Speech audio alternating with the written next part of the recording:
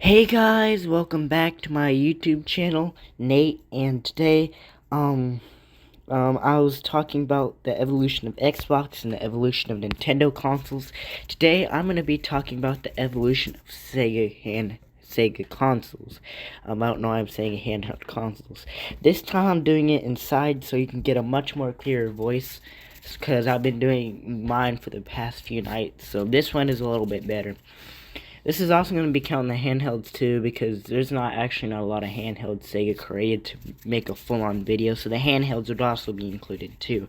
But today these are going to be all Sega consoles and handhelds in order. So, without further ado, let's go ahead and go straight into it. If you were to look at the list of all Sega consoles and handhelds in order to call Sega's history in the hardware market, colorful would be an understatement. Some hits, some misses, some surprising, but were certainly no lack of attempt from Sega, who was often considered the direct competition to kings of video game hardware, Nintendo. As we'll soon see, Sega surely gave Nintendo some strong competition at times, even overtaking Nintendo at sales at one point. Sega is a hardware and software developer that has truly made their mark on their own personal history, and will always have a seat at the table of the king in any discussion of video game history. Let's take a look at all of their consoles in order and see the failures and the successes that would become the legend of Sega. SG-1000, 1983. The SG-1000 is a home video game console on their first entry into the home video game market. The SG-1000 was released on July 15th, 1983, the same day that Nintendo Famicom was released in Japan. Sega was one of the most successful arcade manufacturers in the 1980s, but the video game market was transitioning into the home after the success of the Magnavox Odyssey and the Atari 2600. Not to be left in the dust, Sega started development of two home consoles, the SG-1000 and the SG-3000, a personal computer type device, which would be released simultaneously. The SG-1000 was an 8-bit game console with interchangeable game cartridges and several control peripheral options. The new home console had a strong game library. In its first year on the market, 21 game titles in the year, which led to over 3 times the expected sales. The SG-1000 also saw a few upgrades released in its lifespan, the SG-1000 Mark II and the SG-1000 Mark III. These upgrades included minor changes to aesthetics, controllers, and improved video display processor. The SG console series had sold nearly 1.5 million units in its lifetime, which was considered a relative financial miss, but it was also the predecessor to some of the most popular game consoles in gaming history to come from Sega. Due to its continuing popularity, we got a tease for an upcoming SG-1000 mini console, the first entry on the list of all Sega consoles, and easy to see how it set Sega up for the success they will soon see in the home video game market. Master System, 1985. The Sega Master System is an 8-bit home video game console released in 1985. It was originally the next iteration in the SG console line, as a remodeled version of the SG-1000 Mark III. The Sega Master System is to the Mark III as the Nintendo Entertainment System, or NES, was to the Nintendo Famicom, i.e. the Western rebrand of their Japanese console. Rumor has it that the name was literally chosen by employees at Sega of American by throwing darts at a board of name suggestions. The Master System used both conventional game cartridges and credit card-sized games media known as Sega cards. The Master System 2 was released in 1990 and was a smaller, cheaper model that also opted to remove the Sega card slot. Its new design would also hint at what would come next from Sega. The Master System sold around 20 million units in total, which is a relative failure compared to the success of the Nintendo Entertainment System and Famicom, which sold over 60 million units. Admittedly, being a rebrand of any existing console, lack of third-party software developers and small marketing team all led to poor sales and poor recognition for the Master System. So, Sega has yet to see the success they had hoped for in the home video game market when compared to the giant that was Nintendo. But we will soon see that tide changes for Sega, and we'll see them finally hit in popular culture. You can revisit some of your favorite Master System games by using one of the 5 best Master System emulators. Genesis or Mega Drive, 1988.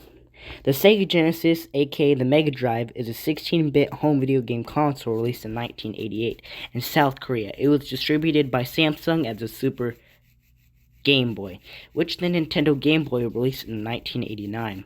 It's easy to see why that was a poor choice. In response, they changed the branding to Super Aladdin Boy. Is that much better? The Mega Drive saw releases throughout Europe and had a large presence in Brazil, but it was the North American release of the rebranded Genesis that saw Sega's first gigantic commercial success in a home video game. One of the reasons the Genesis popped so much was due to its strong library of 900 games, including first outing for Sonic the Hedgehog. Ever heard of him? Sonic is to Sega what Mario is to Nintendo, and the Master Drive or Genesis compared directly with the 8-bit Nintendo Entertainment System and the 16-bit Super Nintendo Entertainment System, and there was an obvious battle of the console in the late 1980s to early 1990s between Sega and Nintendo. A rivalry would eventually see it ending in the surprising Mario and Sonic crossover franchise later in gaming history.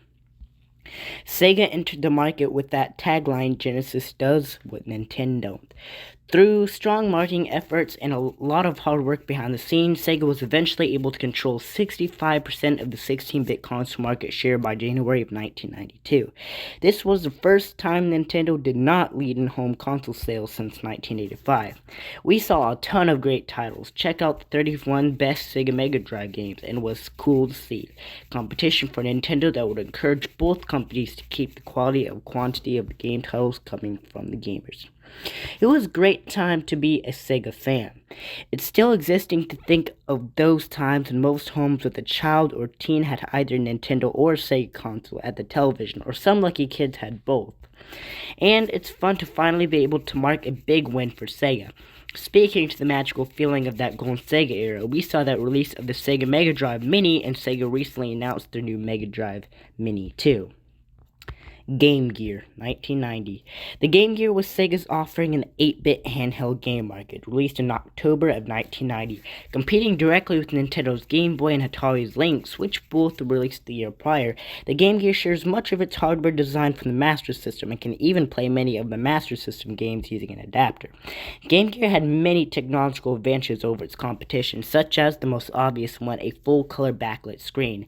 Sega marketed both the Game Gear and the Genesis as the more mature alternative to the Nintendo systems of the time. And if you look back at some of the marketing angles used, they certainly would be appropriate in today's society, but at the time they were really playing up the stereotypes of cool versus not so cool. They even saw some pushback on these marketing themes at the time, but ultimately were not too affected by the negative past. The Game Gear did not prove to be one of the most important handheld consoles of the era, but never came close to Nintendo's success. And with Sega's massive success in the Genesis and their focus on upcoming additions to the console, the Sega CD and 32X add-on sales numbers finalized around 10.6 million units in the 6-year lifespan of the Game Gear. The Game Gear is still a very popular console for its retrospective gamers, and there is a growing community of modders and enthusiasts on social media. The Japan-only release of the Game Gear Micro came preloaded with some of the 20 best Sega Game Gear games of all time, giving new gamers a chance to experience a tiny version of that original magic that the Game Gear offered. Sega CD or Mega CD, 1991. The Sega CD, also known as the Mega CD, was a CD-ROM accessory for the Sega Genesis, which would explain the game's library and hardware capabilities of the popular home video game console. The add-on was released on December 12, 1991, and does require a Sega Genesis to be functional, enhancing the performance of the Genesis, which was already pretty compatible with a faster CPU and a new graphic capability such as sprite scaling and rotation, something that the Atari Lynx did in handheld. The addition of CD media games meant that over 300 times the amount of data could be delivered in one title. The advantages of this media was on full display in the controversial game titled Gnat Trap, which made use of the video media. Ultimately, support from Sega proved to be the reason that the Sega CD would not hit like they had hoped, but they did not stop gamers from getting over 200 game titles during this short stay on the market, including 30 best Sega CD games of all time. Sega Pico, 1993. You know what sounds like a really good idea during the lifespan of one of the most commercially successful home video game consoles to develop a children's educational video game console? Well, that is exactly what Sega did. In 1993, the world saw the release of the Sega Pico, also known as a kid's computer Pico. With the target market of children from age 3 to 7, the console was made for enjoyment. In design, it was like a children's laptop computer, though it did not include a screen or needed to be plugged into a video monitor. It did not include a stylus, aka the magic pen, and had directional buttons built in as well. The game cartridges were in the form of children's storybooks and had a small connector at the bottom slot into the console. With the marketing tagline of the computer that thinks it's a toy that could argue for the opposite, us serious gamers could roll our eyes all we want, but ultimately Sega did sell 3.4 million Pico consoles and 11.2 million game titles worldwide. So clearly, Pico was not a terrible idea, it just wasn't one expected to see come after the Genesis. But if the list of all Sega consoles teaches us anything, it will be that we should not think we should know what to expect next from Sega. Sega 32X, 1994. While Sega was hard at work in developing of their next big console to appear next on the list, we would find that they were not quite done with the Genesis. The 32X add-on for the Sega Genesis video game console was released on November 21st, 1994. Yep, one day before the Sega Saturn. Next on the list, as the name suggests, the 32 expanded the capabilities of the Genesis, giving it two 32-bit Super H-2 processors. Though the 32X was exactly what it was promised, an affordable transition into the next gaming era. It was also frowned upon by critics and consumers for being a cheap attempt by Sega to just give us something else to buy. And third-party developers had no interest in developing games for the hardware that was inferior upon release, even calling 32X a technological dead end. Ouch. There were only ever 40 games made for the 32X. 6 of those required both the 32X and the Sega CD to play. Sega could only ship 600,000 units of the 1 million that were offered by retailers. About 500,000 of those should be the end of the holiday season. Surprisingly, Sega had even planned on releasing the Sega Neptune, a console that combined the Genesis and 32X in one hardware package. All of this despite the fact that Sega Saturn was already on the market. Sega came to its senses and canceled the Neptune. Thank God. All signs are proving one thing. The Genesis era was officially over. The consumers are ready for a true Genesis follow-up. No more add-ons, no more gimmicks, and lucky for Sega, they already had that on the market. Sega Saturn, 1994. Yes, during all of this add-on controversy, Sega already had their next home video game console on the market. The Saturn, Sega's 64-bit home video game console, was released on November 22nd, 1994. It was Sega's first official entry into the 5th generation of video game consoles. It was the true successor to the Genesis.